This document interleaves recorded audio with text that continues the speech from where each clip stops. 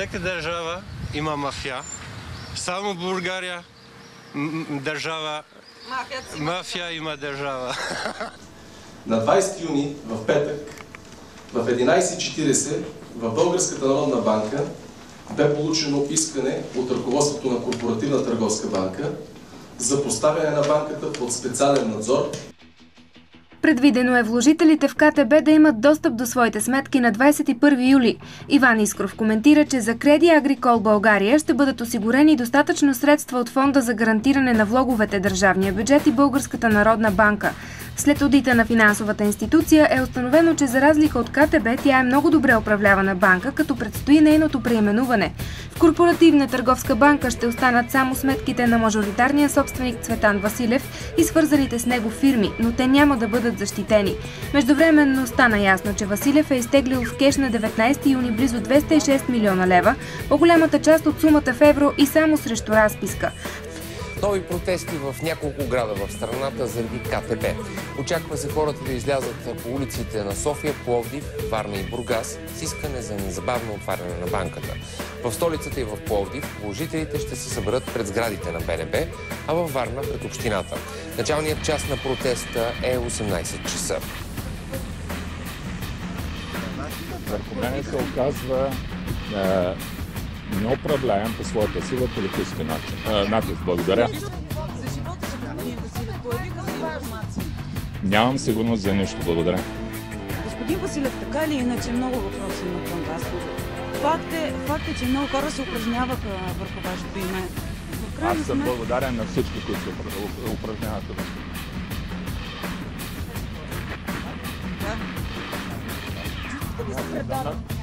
От всички. Една година се дават без и кой. Ако бях чул някакво обвинение, нещо да бъде обвинен, би го разказал и се отделя. Като цялото. Но за една година не чух нито едно основно обвинение към мен или някой да зададе нещо срещу мен. Искам да ви обърна внимание, че главният прокурор, който е в течение на това ограбване, нищо не прави.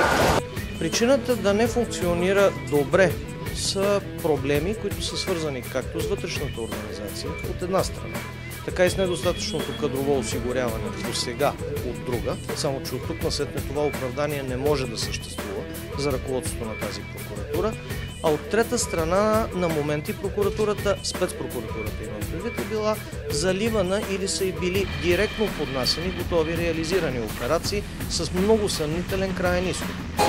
Ние ви молим да обърнете внимание, да сезирате прокуратурата, която да извърши необходимото и да успокоите всички тези хора. Тези хора са си дали последния залък от хляба. Имат болни деца, имат студенти, имат нужди. И за тази цел ние трябва, като президент, да свършите това, което сме ги избрали.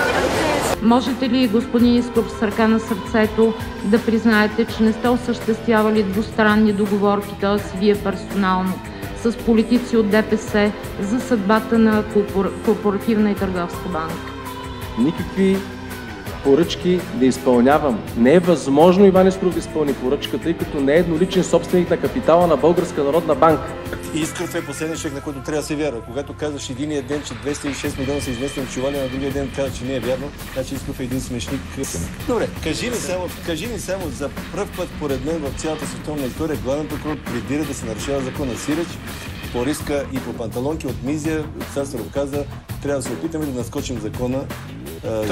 Аз, честно казвам, не го разбирам какво означава точно да се наскочи закона, но при всички положения, ако вървим по закон, не знам дали има такъв опит или дали има такова споразумение. При всички случаи се усеща някакво нездраво влияние на Пеевски, на господин Пеевски през институциите, които той има влияние. Показва се КТБ. Колко пари имате към момента в джоба си? В момента имам точно 4 лева взети на заем. Ето с тези 4 лева, ако успея мляко да купя, де-факто имам 3 памперса, а в памперс няма как да я купя просто. И това ще се втегне, това ще мина. Но когато всичко свърши, още не се смени.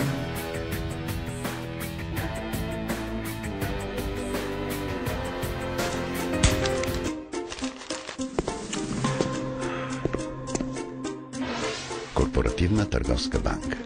Клиентите са ни скъпи.